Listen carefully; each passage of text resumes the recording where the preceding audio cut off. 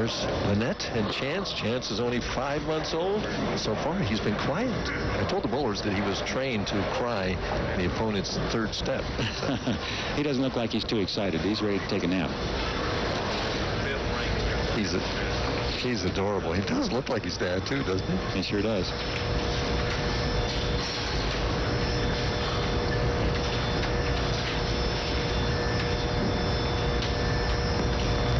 Going for 4 in a row.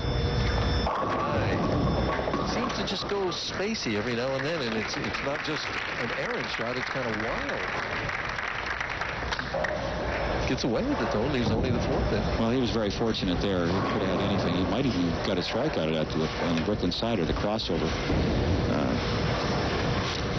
Right now, I think Billy Cathey has to feel like he's definitely got a chance to win this. He still has a possibility of shooting 250.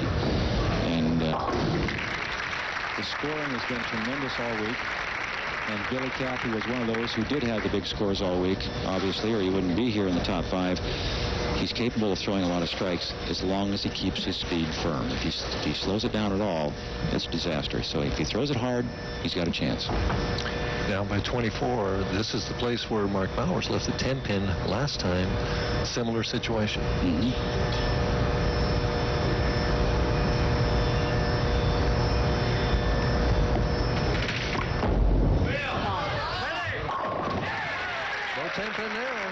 A lot of ball speed. Young man is strong. He can get the ball well out in the lane. And if you'll watch the players that are in the top 5, every one of them gets the ball well out on the lane. And that's been the key. That's really been the most important thing, to keep the ball in play and get the ball to hold the line so you can use that again, there's 39 feet of oil out there, and then you've got very dry back ends. If you soften up the shot at all, the ball overreacts. Ball speed is key, and you must get it well out on the lane.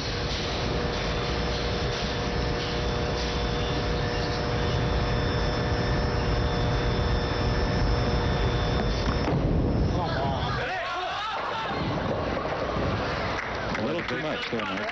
The big shot. He breaks it down, leaves only the 5-pin, but he could have cut it to 4. Instead, if he makes this, he's going to be behind by 15. I think he liked the shot, Mike. When he released it, I think he thought he had a chance to carry the light hit or the wall shot. And the ball is making the turn, but it's just a little bit too deep. A little bit too deep. Here's his reaction. He thought he was going to carry it off the wall, but he didn't quite get enough of the head pin. Going out over. Yeah, but the best he can get right now is 233. If he takes it out, Eric with a strike spare and a good count is going to move on. The problem Eric has is he still has to finish on lane 31. That's the lane that's given him the most problems. When he's missed the pocket, it's been on 31, and he's been high there twice. Once he split in the 10th frame in his first match against Bauer, and he was lucky not to split there earlier in this match. So this isn't the key shot. The next one is. Leaves the 10-pin, puts his count down to 7 now. With a spare here, you'll have 197 in the 8th frame with a spare up in the 9th. Going at a 237 pace if he would strike spare out. And remember, there's a lot of oil in the middle of the lane. He's not going to give this a lot of room. He's going to go cross lane. He's going to throw it fairly hard and fairly straight. He doesn't want to take a chance on the ball sliding and not getting it across the lane. He'll throw it right at him. Like that. Good shot. So as it so often happens, it comes down to the 10th frame. This is the one. This is the shot. Remember, he had trouble on lane 31 twice. And if he doesn't get a good break on a bad shot, Billy Cathey has a chance to win this. So he needs really basically what, to fill 17 pins in the 10th frame? Needs to make a good shot on this ball. If he makes a good shot here, he'll probably win the match. It's one shot right here.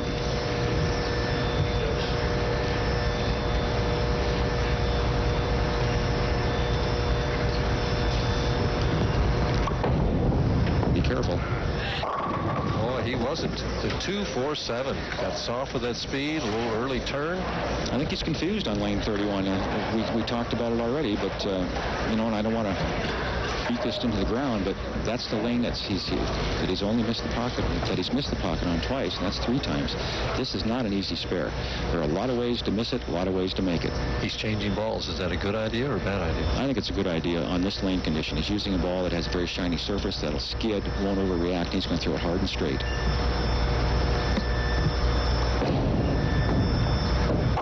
Perfect. Well, it comes down now to 1 ball. If he strikes, he moves on.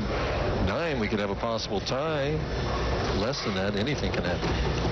And again, he's fighting this lane. I think he's going to give this one some room, and if you do that, sometimes you leave things like the bucket, you know, bad counts, which is could cost him the match. He's got to be careful.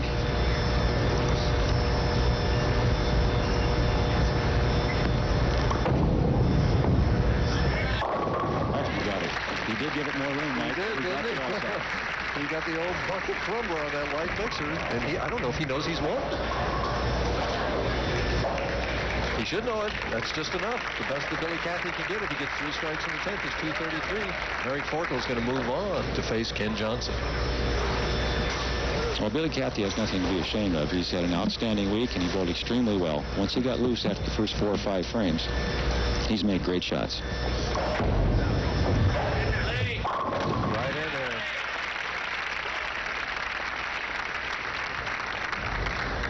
And he's going to take home $15,600 to put shoes on that baby. That's not too bad. It's not a bad week's pay. Eric Forkel, who's already, no matter how he did today, was going to take over the money lead on the PBA Tour, is just adding to that total with every game that he wins.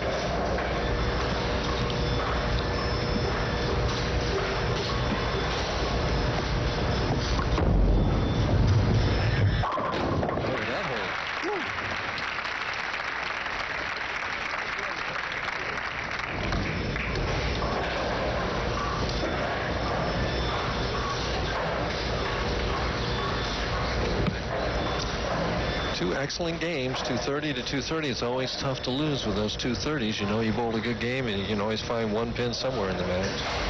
Well, it was the count early in the match when he had those 3 spares in a row, 7 counts on 2 of them that cost him. And the final score, Billy Cathey 233, but Eric Forkel moves on with 234.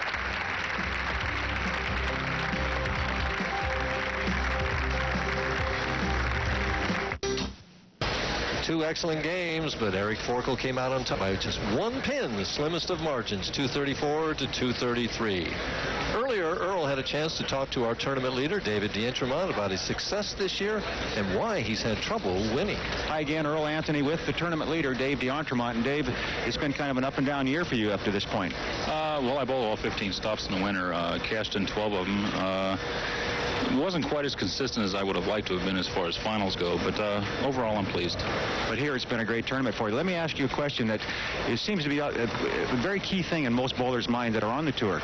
Everybody considers you one of the like a striking machine on the tour, the best strike ball on the tour, some people say. Why haven't you won?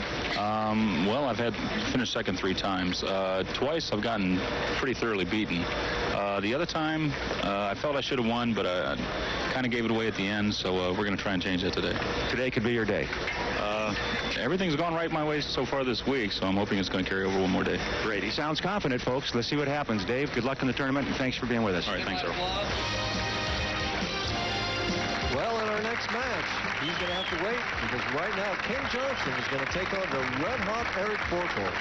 Stay tuned. We'll be right back.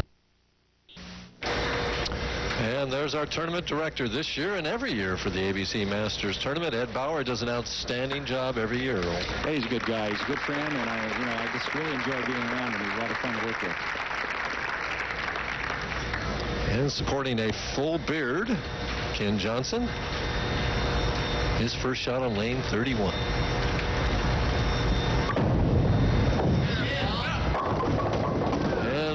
Shot there, leaves the washout, the 1-2-10. What's he going to do to make this? This has been the toughest spare of the week, Mike. All week long, players that have left the washout have had struggled with it. And what they've done, the ones that have made it, is throw it hard and straight down the middle of the lane. They haven't tried to hook it into it. They've just tried to make the ball go right on line, throw it almost directly at the 1-2 pocket, you might say. Hard and straight, like that. Right around it. Great try, great try. Oh. I don't think there was anything in bowling that used to infuriate me more than doing that.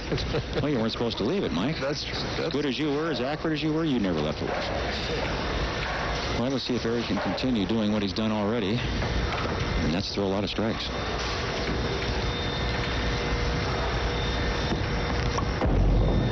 Well out of the lane. Smacks that 7-pin, but there you are again. Getting the ball out of the lane seems to be a key. It is. You can't. If you set the ball down, it's going to overreact. So they're getting the ball well out of the lane to take that first part of the lane friction out of the shot completely. Notice something else here, Mike, that both the last two players have decided to start on lane 31 in their match. They have that option to pick the lane they want to finish on. That means they make Eric finish on lane 31 in the 10th frame. They've noticed that he's struggled in that lane, and that's where they want him to be if it comes down to that last shot. That's what they're thinking out there. There he got away with it again.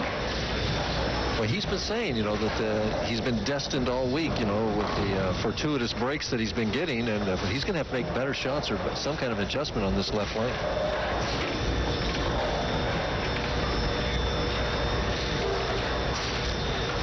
Well, that was definitely a good break there. He'll go across lane again with a lot of ball speed. Remember that all the oil in the middle lane, the players don't want to take a chance on the ball not reacting, so they'll throw it pretty straight. No trouble with the 10-pin. And Ken Johnson must feel fortunate right now. I mean, the way Eric's been bowling, he's gotten out ahead of everybody really quick. Well, if you have to have an open in a one-game match, the first frame is the place to have it. It's not nearly as costly there. Good luck and quick. Boy, gets a lot of roll on the ball, doesn't he? Sure does. He has the real contemporary release, stays behind the ball, no real side turn.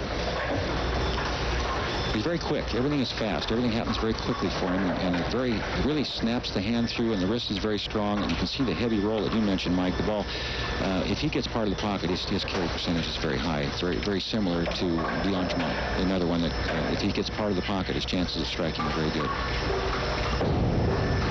Big shot here. Great adjustment there. I'm not so sure it was an adjustment or if it was just more confidence. That first shot to start the match is pretty tough. Got rid of those jitters, huh? Got rid of the jitters.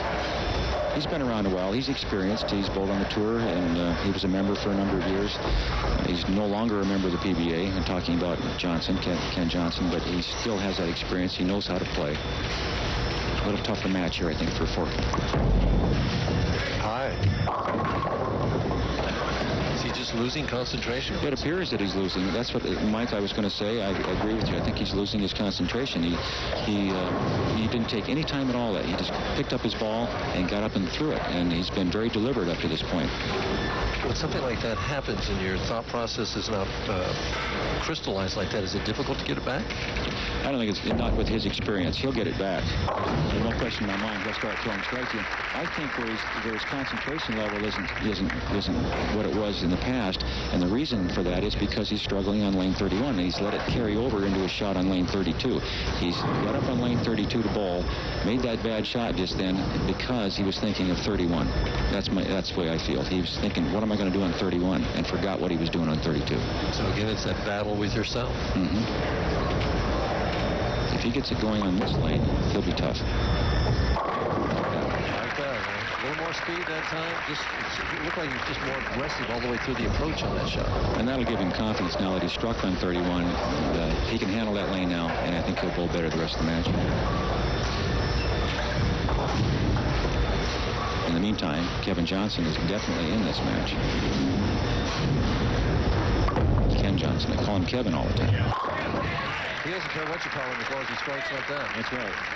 He's going to give Forkel all he can handle. He's got the experience. I mentioned that, and he's been around. He's won a regional tournament in the PBA. He almost made a TV show on the national tour. He finished 6th by about 3 pins. So he knows what it's like to make good shots under pressure.